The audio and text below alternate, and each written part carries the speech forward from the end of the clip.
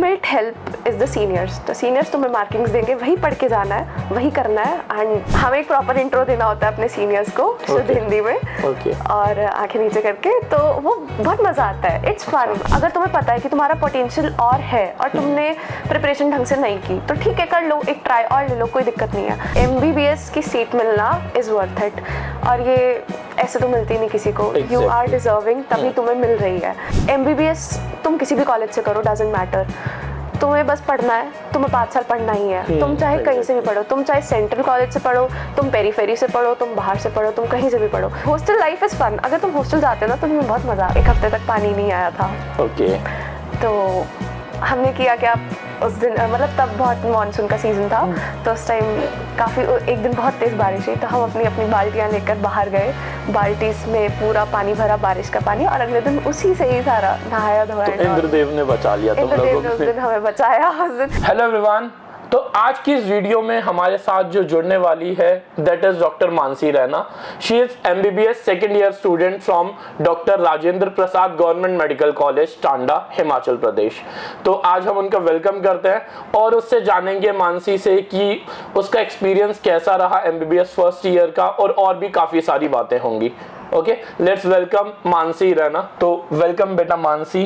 तो कैसा चल रहा है आपका कॉलेज? कॉन्ग्रेचुलेशंस, आप first year successfully pass out करके आप अब सेकेंड ईयर में आ चुके हो, और आपका एक्सपीरियंस कैसा रहा फर्स्ट ईयर मेडिकल कॉलेज में? First of all thank you so much sir, मुझे इस पॉडकास्ट में बुलाया, और thank you for referring me as doctor. But doctor बोलने में तो बहुत आसान लगता है, but it takes years to become a doctor. Thank you so much sir. Yeah welcome बेटा। तो अब आप बताओ, सारे स्टूडेंट्स, बहुत सारे MBBS स्टूडेंट्स के पेरेंट्स भी, और बहुत सारे ऐसे पार्टिसिपेंट्स भी हैं, एस्पिरेंट्स हैं जो MBBS की प्रिपरेशन कर रहे हैं, वो सब आपको देख रहे हैं। तो आपका MBBS फर्स्ट ईयर का एक्सपीरियंस कैसा रहा? तो मेडिकल कॉलेज में पहली बात एडमिशन हो जाना बहुत बड़ी बात है, और मेरा एक्सपीरियंस बहुत फन था, बहुत मज़ा आया। और सबको एंजॉय भी करना चाहिए। तो first year is the phase जब आप एकदम से एक अलग क्राउड में ओपन अप होते हो। तो apart from that preparation phase जो आपका ख़त्म हो चुका होता है नीट के बाद, एंड बहुत ही अच्छा वो मोमेंट रहता है, बहुत ही इन्जॉयफुल रहता है। आप अलग अलग तरह के, अलग अलग जगह के लोगों से मिलते हो, उनसे इंटरेक्ट करते हो, और बहुत कुछ सीखने को मिलता है। तो first year is basically the learning stage, I think, कि बहुत कुछ नया सीखने को मिलता है, बहुत कुछ नया एक्सपीरियंस करने को मिलता है। तो काफ़ी अच्छा रहा मेरा। Okay great. लेकिन बहुत सारे ऐसे भी बच्चे हैं, बहुत सारे ऐसे भी लोग हैं जो बोलते हैं MBBS is not worth it. मेरे अकॉर्डिंग तो बहुत बड़ी वर्थ है। MBBS इज समथिंग यूनिक इस दुनिया के लिए, आप डॉक्टर बनने जा रहे हो। तो लेकिन कुछ लोगों का ओपिनियन ऐसा भी होता है कि MBBS is not that much worthy कि एक बच्चा MBBS करे, ड्रॉप करे। तो इस बारे में क्या है?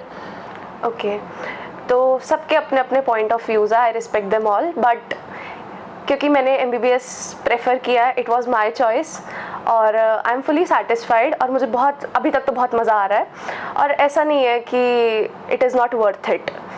तो हाँ, ये मिथ हमें, ये जो एस्पिरेंट्स है स्पेशली, उनके मन से डाउट क्लियर करना है कि it is worth he. Exactly, मतलब स्टार्टिंग में ऐसा लगेगा क्योंकि बहुत सारे आपके फ्रेंड्स होंगे जो अलग अलग फील्ड्स में जाएंगे, सब को करिकुलर एक्टिविटीज़, देखो सबका अपना इंटरेस्ट है, आई कांट से, तो सब अलग अलग एक्टिविटीज़ में जाएंगे। कोई इंजीनियरिंग कॉलेज में गया, कोई डिज़ाइनिंग वगैरह जिसमें भी गया, और सब लोग इंस्टाग्राम पे डालते हैं अपनी अपनी सुंदर सुंदर वीडियोस डालते हैं, फोटोज़ डालते हैं, तो बहुत फैसिनेटिंग लगता है। मुझे भी लगता है, मैं भी जब अपनी फ्रेंड्स की देखती हूँ तो लगता है कि यार ये तो बहुत मज़े कर रहे हैं, और मैं क्या यहाँ कमरे में बैठ के पढ़ रही हूँ। नहीं तो तू भी तो अपनी सिंगिंग की वीडियोस डालती है। हाँ सर, वो एज अ टाइम पास है मेरे लिए, तो मतलब अच्छी बात है वो भी। मैं अपने आप को एंजॉय करने के लिए थोड़ा बहुत अपने लिए सेपरेट टाइम निकालती हूँ, उसमें सिंगिंग वगैरह वो सब करती हूँ। तो मतलब ऐसा लगेगा हमें अलग अलग अपने फ्रेंड्स को देख के, अपने स्कूल फ्रेंड्स वगैरह को देख के, कि वो यहाँ जा रहे हैं, उनके इतने फेस्ट्स हो रहे हैं, आज कोई आ रहा है, कल कोई आ रहा है, सब एंजॉय कर रहे हैं, और हम लोग क्या कर रहे हैं। बट नो, ऐसा नहीं है। मतलब 5 to 10 years down the line you will see a drastic change in yourself. तो है, डिफ़िकल्ट है 5.5 years काटना, बहुत मज़े भी आएंगे, डिफ़िकल्ट भी है, बट अगर आप डॉक्टर बनना चाहते हो तो you have to do it, ऐसा कुछ नहीं है। एंजॉयमेंट तो अच्छा खासा होता होगा मेडिकल कॉलेज में भी। हाँ, ये भी एक बच्चों का मिथ हो जाता है कि नहीं एमबीबीएस में तो मतलब एक ऑनेस्टली एक टीचर भी थे केमिस्ट्री के, उन्होंने भी मुझसे बोला कि नहीं सर मैं तो अपने बच्चे को एमबीबीएस नहीं कराऊंगा, बहुत पढ़ना पड़ता है, दिन रात पागल हो जाता है बच्चा। ऐसा ही है या एंजॉयमेंट है? ऐसा तो है ही, दिन रात पढ़ना ही पड़ेगा। ठीक है, मतलब you will waste whole day और लास्ट में आप रिग्रेट करोगे कि आज मैंने कुछ नहीं पढ़ा है, लेकिन फिर भी आपको पूरी रात जाग के पढ़ना ही पड़ेगा। हाँ, तो वो तो ऐसा है ना कि होल डे वेस्ट करके रात में पढ़ रहे हैं, अगर पढ़ना तो पड़ेगा ही। हाँ, अगर थ्रू आउट पढ़े तो भी ऐसा है कि मतलब 24 आवर्स किताबी कीड़ा तो नहीं बनना चाहिए अकॉर्डिंग टू मी। मतलब आप क्योंकि कॉलेज है तो यू गेट बहुत सारा एक्सपोजर, तो आपको हर एक चीज़ में जाना चाहिए, हर एक चीज़ में पार्टिसिपेट करना चाहिए, बिकॉज यही वो 5-6 साल होंगे जहाँ आपको एक नए क्राउड से एक्सपोजर मिलेगा। और हर एक चीज़ में I think you must participate, तभी आपको पता लगेगा आपकी स्ट्रेंथ्स क्या है, आपकी वीकनेसेस क्या है। तो आप सिर्फ अगर किताबों में ही रह जाओगे तो किताबी knowledge is going to do nothing. हाँ इम्पॉर्टेंट है, बट सिर्फ किताब होना इज़ नॉट नेसेसरी। आपको फील्ड में जाना पड़ेगा, आपको बात करने का तरीका भी आना चाहिए। मतलब जैसे अब हमारी क्लिनिकल पोस्टिंग्स वगैरह लगी है सेकेंड ईयर में, तो ज़्यादा मतलब हम तो अभी सेकेंड ईयर में तो इतना कुछ करने को नहीं है, बट स्टिल जैसे हम पेशेंट्स को देखते हैं, हम अपने डॉक्टर्स को देखते हैं, अपने सीनियर्स को देखते हैं, वो कैसे बात कर रहे हैं, कैसे क्वेश्चन पुटअप्स कर रहे हैं, और हम उनसे कैसे बात करें, उनसे क्या पूछे, वो सब। तो मतलब you have a lot to learn. तो ऐसा कुछ नहीं है कि हाँ किताब पढ़ना इम्पोर्टेंट है, क्योंकि किताब से ही आपका बेस बनेगा कि क्या क्या चीज़ें हैं, क्या बेसिक चीज़ आपको किताब बताएगी। But practical knowledge when you enter the hospital, enter the field, तब आपको ज़्यादा अच्छे से समझ आएगा। ओके, तो overall it is fun loving also और हार्ड वर्किंग फील्ड तो है ही। हार्ड वर्किंग तो है ही, आपको दिन रात काम करना पड़ेगा। फर्स्ट ईयर में मतलब बहुत रोट लर्निंग है, सेकेंड ईयर में भी रोट लर्निंग है, लेकिन मज़ा भी आएगा जब आप बाहर क्लिनिकल फील्ड्स के लिए जब पोस्टिंग्स वगैरह होंगी। तो हेक्टिक भी काफ़ी होता है। हमारे जो सीनियर्स हैं मतलब हम उनको देखते हैं तो जैसे वो लगे रहते हैं, उनको देख के भी हमें काफ़ी फील होता है। बट अगर आप इस लाइन में आए हो, शिद्दत से आए हो, तो बहुत मज़ा आएगा। बिल्कुल, डॉक्टर बनना अपने आप में ही बहुत बड़ी बात है, बहुत प्राउड वाली बात है। ओके, तो अच्छा देन आपका फर्स्ट ईयर का जो एक्सपीरियंस था वो आपने शेयर किया, लेकिन क्या फर्स्ट ईयर में प्रोफेसर पढ़ाते भी हैं एमबीबीएस कॉलेज में, या सब कुछ it is up to students and up to you? First year में भी और सेकंड ईयर में भी, सेकंड ईयर का भी थोड़ा बहुत एक्सपीरियंस तो जो हो ही गया। हाँ तो सच बताऊं? हाँ बिल्कुल सच बता।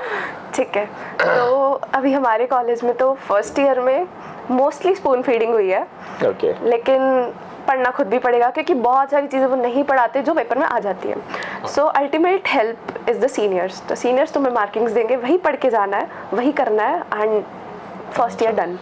तो फर्स्ट ईयर तो ऐसा है। और सेकंड ईयर में? सेकंड ईयर में कोई नहीं आता क्लास में पढ़ाने। अच्छा, सब कुछ पढ़ना पड़ेगा। हाँ। सब खुद करना पड़ेगा, मतलब नहीं आते, कोई नहीं पढ़ाने आता हमें। तो ओवरऑल बस सीनियर्स हेल्प आउट करते हैं? सीनियर्स हेल्प आउट करते हैं, हमें खुद रीच करना होता है अलग अलग सोर्सेज पे, लाइब्रेरी जाके पढ़ो, सीनियर से हेल्प लो, कुछ भी करो। तो बेसिकली अगर कोई भी क्लास में आता है तो हम लोग तो सो जाते हैं, हम लोग कुछ नहीं करते। वो आते हैं, अटेंडेंस लेते हैं, चले जाते हैं। तो बेसिकली ये बात जो एक मिथ है, ये फैक्ट है, मिथ नहीं है कि बच्चे अटेंडेंस के लिए कॉलेज अटेंड करते हैं। तो तभी जाना ही पड़ता है। छुट्टी मैं बहुत कम छुट्टियां लेती हूँ, मतलब इसीलिए यहाँ आना बहुत कम हो जाता है, क्योंकि अटेंडेंस चाहिए। That 75% attendance is must. चाहे तुम उसमें कुछ भी करो, तुम सो, तुम्हें जो मर्जी करना है करो, बट अटेंडेंस के लिए ही हम जाते हैं। ठीक है, और एक रैगिंग का भी कंसेप्ट आता है क्योंकि सारे बच्चों का जो एस्पिरेंट्स है उनके मन में स्पेशली आता है रैगिंग होगी नहीं होगी, रैगिंग तो अलाउड नहीं है। क्या रैगिंग अभी भी होती है? हमारे कॉलेज में तो रैगिंग नहीं होती। अच्छा, इंटरेक्शन होती है। तो मतलब वो रैगिंग को थोड़ा मिनिमाइज करके एक नया नाम दे दिया, इंटरेक्शन ऐसा, या समथिंग डिफरेंट? समथिंग डिफरेंट भी कह सकते हैं। मतलब इट्स नॉट पर्टिकुलर की लड़ाई झगड़ा या कुछ काइंड ऑफ मार झाड़ एंड ऑल। रैगिंग तो नहीं होती। अच्छा, एक इंटरेक्शन, एक्चुअली हमारा फेस्ट आने वाला है जैसे, तो हम सारे सीनियर्स के साथ इंटरेक्ट कर रहे हैं, तो हमें एक प्रॉपर इंट्रो देना होता है अपने सीनियर्स को शुद्ध हिंदी में, और आंखें नीचे करके, तो वो बहुत मज़ा आता है। It's fun. हम अपने सीनियर्स को जान पाते हैं, सीनियर्स हमें जान पाते हैं। तो हमारे कॉलेज में कॉन्सेप्ट है एक शाही शौक का। So that is your hobby. हमें अपनी हॉबीज़ बतानी होती है और परफॉर्म करना होता है उनके सामने, तो उसमें भी काफ़ी फ़न है, बहुत मज़ा आता है। मतलब हम लोग सब इंटरेक्ट कर रहे होते हैं आपस में, तो by this way we are able to interact with our seniors, हम उनके बारे में भी जान पाते हैं, वो हमारे बारे में जान पाते हैं, तो बहुत अच्छी एक हेल्दी बॉन्डिंग भी बन जाती है। तो रैगिंग तो नहीं बोलूंगी, एक अच्छा हाँ, this is healthy, I think इसमें कुछ गलत नहीं है, this is a healthy interaction. हाँ, थोड़ा बहुत मजाक करना, दिस इज नॉट रैगिंग।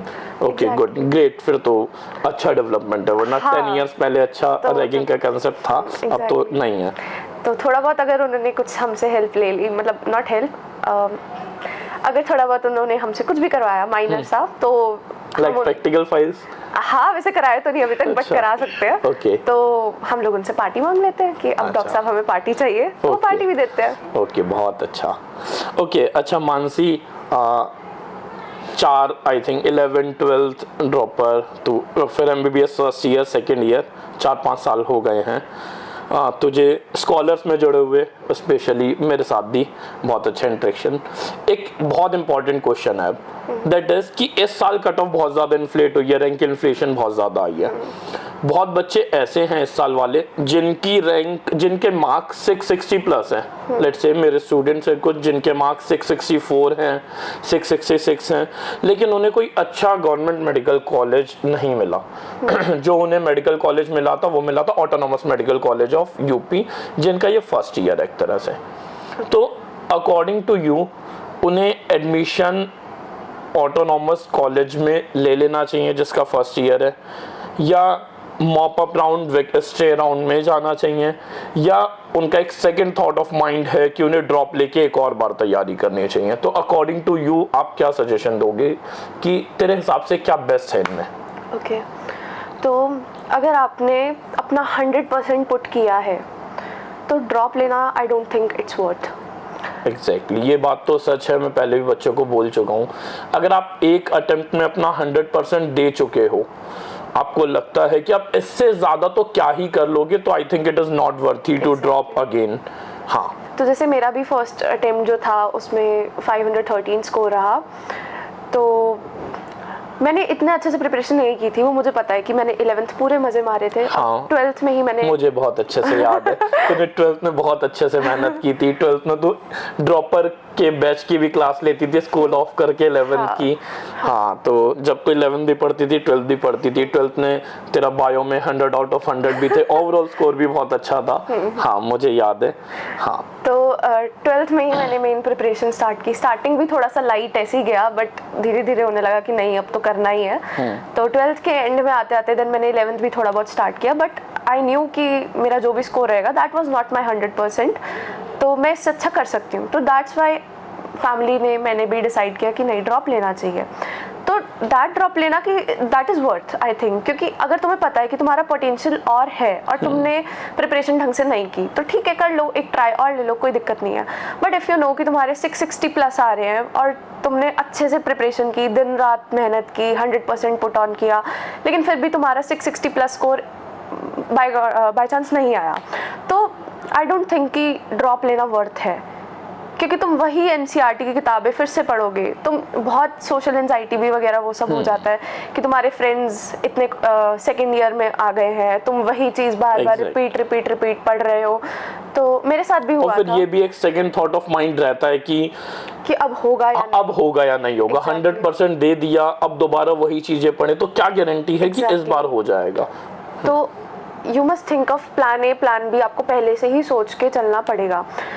तो आई डोंट थिंक कि ड्रॉप लेना वर्थ है इस केस में। लेकिन हाँ, अगर तुम्हें पता है कि तुम्हारा पोटेंशियल है, तुम और अच्छा कर सकते हो, तो you can take a drop और अच्छे से पढ़ाई करो और तुम्हारा निकल भी जाएगा। ऐसा कोई कुछ वो है नहीं। ये बात एकदम सही है। लेकिन अगर किसी बच्चे के, अगेन वही क्वेश्चन, 664 666 हैं, उसे कोई अच्छा मेडिकल कॉलेज नहीं मिल रहा, ऐसा मिल रहा लाइक ऑटोनॉमस मेडिकल कॉलेज, वो भी आई थिंक अच्छे ही होंगे, लेकिन उनका ये फर्स्ट ईयर है, वो कॉलेज ही इसी साल ओपन हुआ है। तो उसे उस बच्चे को उस कॉलेज में एडमिशन लेना चाहिए, या फिर स्टे वैकेंसी, जैसे कोई बच्चे बहुत चूज़ी होते हैं, नहीं इसी स्टेट में जाना है, इससे बाहर नहीं जाना, तो उनके लिए क्या सजेशन है, क्या करना चाहिए उन्हें? ओके, तो अगर तुम्हारे स्कोर है 660 प्लस, तो आई थिंक ले लेना चाहिए अगर तुम्हें मिल रहा है, बिकॉज MBBS की सीट मिलना इज़ वर्थ इट।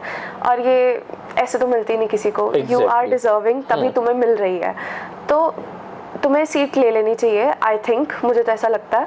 और चाहे वो उस कॉलेज का फर्स्ट ईयर या जो भी है, यार तुम्हें एमबीबीएस की सीट मिल रही है, मजाक नहीं है। फर्स्ट ऑफ ऑल 25 लाख बच्चों में, इतने लाख में से you are one of those 1 lakh students जिनको सीट मिल रही है। और गवर्नमेंट सीट्स ही आई थिंक इंडिया में 40,000 बहुत कम है अभी तो, मतलब तुम्हें चांस मिल रहा है, तुम्हें इतने लोगों के ऊपर यू आर दो सेलेक्टेड वन जिनको वो सीट मिल रही है, तो आई थिंक ले लेना चाहिए। और मुझे ऐसा लगता है कि, और ऐसा है भी कि एमबीबीएस तुम किसी भी कॉलेज से करो, डजंट मैटर, तुम्हें बस पढ़ना है, तुम्हें 5 साल पढ़ना ही है। तुम चाहे कहीं से भी पढ़ो, तुम चाहे सेंट्रल कॉलेज से पढ़ो, तुम पेरीफेरी से पढ़ो, तुम बाहर से पढ़ो, तुम कहीं से भी पढ़ो, पढ़ना तो तुम्हें वही है, सारी चीज़ें वही होती हैं, degree remain same, degree remain same, तुम्हें वही चीज़ पढ़नी है, तो वो कोई फ़र्क नहीं पड़ता, तुम कहीं से भी करो। और तुम्हें चांस मिल रहा है तो उसको छोड़ो मत, बिकॉज यू नेवर नो कि अगले साल अगर तुम ड्रॉप लेके भी करते हो तुम्हें वो चीज़ वापस मिलेगी या नहीं, क्योंकि कंपटीशन हर साल बढ़ रहा है, हर साल एप्लीकेंट्स बढ़ रहे हैं, तो cut off next year rank inflation और ज्यादा हो जाए, कुछ भी नहीं पता, यू नेवर नो। ओके,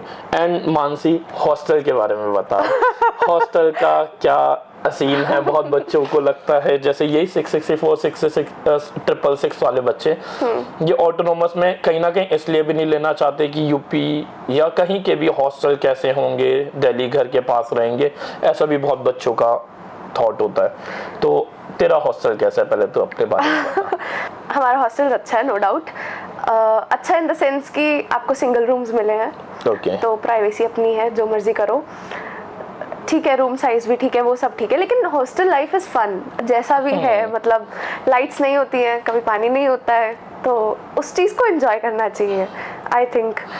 तो अगर आप यही लेके बैठ जाओगे कि हॉस्टल्स में उसकी दीवारें ऐसी हैं, वहाँ कमरा छोटा है, तो भाई इससे क्या ही होगा, तुम्हें एट लास्ट पढ़ना ही है ना कॉलेज में जाके, तो हॉस्टल ठीक है, अगर तुम्हें इतना हॉस्टल से दिक्कत है तो पीजी कर लो। हाँ, तो doesn't matter, hostel life is fun, अगर तुम हॉस्टल जाते हो ना तो तुम्हें बहुत मजा आता है। हाँ, ये मैं भी एक चीज मानता हूँ, मुझे लाइफ में इस बात का रिग्रेट हमेशा रहेगा, मैं कभी हॉस्टल में नहीं रहा। लेकिन मेरे भाई बहन भी हॉस्टल में रहे, बहुत सारे स्टूडेंट्स बताते हैं हॉस्टल लाइफ एक अलग लाइफ है, बहुत कुछ सिखाती भी है, बहुत फन लविंग भी है, और बच्चे बहुत एंजॉय करते हैं हॉस्टल लाइफ को। तो जिसे भी जहाँ मेडिकल कॉलेज मिल रहा है अकॉर्डिंग टू अस, उसे ले लेना चाहिए रेदर देन अ ड्रॉप, अगर आप अपना 100% दे चुके हो तो, और आप डिजर्विंग हो तभी आपको मिला है, exactly. तो ले लेना चाहिए। और हॉस्टल का अगर मैं बताऊँ तो हमें आदत है कभी कभी नोटिस कि 10 से 4 लाइट जाएगी और चली भी जाती है, फिर हम उस टाइम बाहर घूमने चले जाते हैं कि कोई बात नहीं, हॉस्टल में क्या ही करेंगे उस टाइम। तो देन उसके बाद आते हैं, लाइट तब भी नहीं होती, 8 बजे से पहले लाइट नहीं आती, और हम लोग टॉर्च जला के एक दूसरे के कमरे में जाते हैं, कैंडल लाइट डिनर करते हैं मेस में, तो बहुत फन रहता है। और हमारे एग्जाम्स थे, जब प्रॉफ एग्जाम्स थे फर्स्ट ईयर के, तब हुआ क्या था कि 1 हफ्ते तक पानी नहीं आया था। तो हमने किया क्या, उस दिन मतलब तब बहुत मानसून का सीजन था, तो उस टाइम काफ़ी, एक दिन बहुत तेज़ बारिश हुई, तो हम अपनी अपनी बाल्टियाँ लेकर बाहर गए, बाल्टी में पूरा पानी भरा, बारिश का पानी, और अगले दिन उसी से ही सारा नहाया धोया। तो इंद्रदेव ने बचा लिया तुम लोगों को। उस दिन हमें बचाया, उस दिन काफ़ी फन था, मतलब कभी वो सब नहीं किया था, एक फ़न भी होता है, सीखने को भी मिलता है, 10 लोगों से बातचीत होती है, बहुत कुछ नया नया सीखने को मिलता है, तो वो भी बहुत ही फन फेज था, तो बहुत मजा आया उसमें। तो overall hostel life is fun, exactly, तो बहुत कुछ नया नया सीखने को मिलता है, नए दोस्त भी बनते हैं, कौन ठीक है, मतलब पता लगेगा हॉस्टल में जब आओगे तो कौन कैसा होता है, क्या है। स्टार्टिंग में फ्रेंड्स बहुत ज्यादा होते हैं हॉस्टल में, फिर कम भी हो जाते हैं ऐसे भी। हॉस्टल के तुम्हारा फर्स्ट ईयर में तुम आओगे, तुम 10-15 लोग एक साथ होगे, देन 8, देन 4, देन 3, 2, 1, लास्ट में तुम अकेले ही रहने वाले हो। Okay, this is true. और पहले ही अकेले हो अगर, अच्छी बात है। ओके, तो medical colleges overall are worth it, hostels are worth it, this life अगर आप डिजर्व कर रहे हो, अगर आपका सिलेक्शन हुआ है तो हाँ, आपको 100% एडमिशन लेना चाहिए। कॉलेज लाइफ फन होती है, मतलब हॉस्टल लाइफ बहुत मज़ा आता है उसमें, अच्छा रहता है काफी। हाँ बिल्कुल बिल्कुल। Thank you so much Mansi बेटा, ये सारी इन्फॉर्मेशन देने के लिए। ये ज़रूर हमारे एस्पिरेंट्स को, उनके पेरेंट्स जो भी एडमिशन ले रहे हैं फर्स्ट ईयर में, MBBS के स्टूडेंट जो एडमिशन ले रहे हैं, उन सब के लिए बहुत हेल्पफुल होगी। At the last, in the end कुछ सजेशंस टिप्स स्पेशली उन बच्चों के लिए जो 12th के स्टूडेंट्स इस बार नीट देंगे एस्पिरेंट्स, और जिन बच्चों ने ड्रॉप ले रखा है नेक्स्ट ईयर नीट एग्जाम के लिए, उनके लिए लास्ट में कुछ सजेशन और टिप्स? ओके, तो अगर तुम सच में MBBS करना चाहते हो, मेडिकल कॉलेज आना चाहते हो, तो अच्छे से पढ़ाई करो। NCERT बार बार पढ़नी है, यही एक मेन चीज़ होती है। अच्छा, और तूने बायोलॉजी की NCERT कितनी बार पढ़ी थी? मोर देन 10 टाइम्स तो पढ़ी होगी। और एक चीज मैं जो करती थी, हमेशा नोट्स बनाती थी, शॉर्ट नोट्स बनाती थी, तो हमेशा दिखाती थी मुझे। हाँ, तो ये बहुत जरूरी टिप्स है सब बच्चों के लिए कि आपको बायो की NCERT line to line, word to word बहुत बार रिवाइज करनी होगी, मिनिमम 10, तो ये तो बहुत जरूरी है। एंड बाकी फिजिक्स केमिस्ट्री? ओके, तो फिजिक्स केमिस्ट्री के जितने भी मॉड्यूल्स आपको मिलते हैं, जो भी इंस्टीट्यूट से हैं आप, या जो अपने NCERT के क्वेश्चंस हैं, वो सब करने तो मस्ट है। तो मतलब you have to balance all 3 subjects अच्छे से। ऐसा नहीं है कि बायोलॉजी इजी है, हो जाएगी। बायोलॉजी में मुझे पता था मेरी काफ़ी वीक थी, तो हर एक सब्जेक्ट को इक्वल मतलब अच्छे से टाइम देना। जो आपका वीकेस्ट पॉइंट है, वीकेस्ट सब्जेक्ट है, उसको अच्छे से टाइम दो। और फिजिक्स में मॉड्यूल लगाना, क्वेश्चंस लगाना, बुक सॉल्व करना, वो बहुत इंपॉर्टेंट है। PYQs तो मस्ट है, करने ही करने हैं। तो और तूने स्कॉलर्स के मॉड्यूल सॉल्व किए थे, फिजिक्स केमिस्ट्री बायो, वो मॉड्यूल कितनी बार सॉल्व किए? मॉड्यूल्स मतलब बायो के तो मैंने एक बार ही किए थे, जस्ट क्योंकि NCERT is more than enough. NCERT बार बार पढ़ो, सब हो जाएगा। और फिजिक्स केमिस्ट्री के मॉड्यूल्स में बार बार करती थी। मतलब जब भी एक बार मैंने किया, जो क्वेश्चंस मुझसे हो गए वो हो गए, जो नहीं हुए उनको मैं मार्क करके रखती थी कि मैं जब मैं नेक्स्ट रिविजन करूंगी तो मैं उन क्वेश्चंस को फिर से करूंगी। या जो डाउट्स आए जो मुझसे फर्स्ट टाइम नहीं सॉल्व हुए, तो मैं अभिषेक सर के या सुधांशु सर के पास गई, उनसे सॉल्व करवाए, देन उसको मार्क कर लिया। मेरा होता क्या था, मेरी एक अलग नोटबुक होती थी जिसमें मैं वो क्वेश्चंस लिख के रखती थी जो मुझसे नहीं हुए, और फिर उनको सॉल्व करती थी। और जब भी नेक्स्ट जैसे वीकली टेस्ट या मंथली टेस्ट जो भी होते थे, उन क्वेश्चंस को तो करके ही जाती थी हमेशा, कि वो क्वेश्चंस मैं करके ही जाऊंगी। तो ऐसे प्रिपरेशन करना पड़ेगा, बार बार करना पड़ेगा। और एट द एंड मतलब मैंने बायो के भी एक पेज में पूरी NCERT के नोट्स बनाए थे कि एट द एंड जब मुझे पेपर देने जाना है, उससे पहले एक नज़र मारने के लिए बस एक page, that is more than sufficient. तो ऐसे करना पड़ेगा। और इन दी एंड जो लास्ट सबसे ज़रूरी चीज़ है, तूने टेस्ट सीरीज, स्कॉलर्स के टेस्ट, बहुत सारे टेस्ट दिए और तू हर टेस्ट में डाउट्स लेके आती थी। तो test according to you minimum कितने फुल सिलेबस टेस्ट एक बच्चे को देने चाहिए? लास्ट के 1 मंथ आपको तो कंटिन्यूस फुल टेस्ट देने ही चाहिए। तो आप वीकली तो कम हो जाएगा थोड़ा, उससे ज़्यादा ही देने चाहिए आपको। मतलब 2-3 दिन में एक टेस्ट तो आप करो ही करो। मतलब almost 15 to 20 test in the last month, April. हाँ, ओके, हाँ। तो ये सब इंफॉर्मेशन है जो मानसी ने आप लोगों को, हम सबको दी है कि MBBS फर्स्ट ईयर में फन लविंग कैसे था, कैसे इन्होंने एंजॉय किया, और सबसे ज़रूरी MBBS is worth it. Thank you Mansi, मिलते हैं बहुत जल्दी again. Thank you so much sir, मुझे इनवाइट करने के लिए। और मैं बहुत खुश हूँ कि अगर मेरी बात सुन के मेरी जूनियर्स मोटिवेट हो और एक पॉजिटिव उनके माइंड में बने एस्पेक्ट टुवर्ड्स द MBBS, तो MBBS इज़ वर्थ इट, अगर आप उसको सच में शिद्दत से करना चाहते हो तो thank you so much. Thank you sir.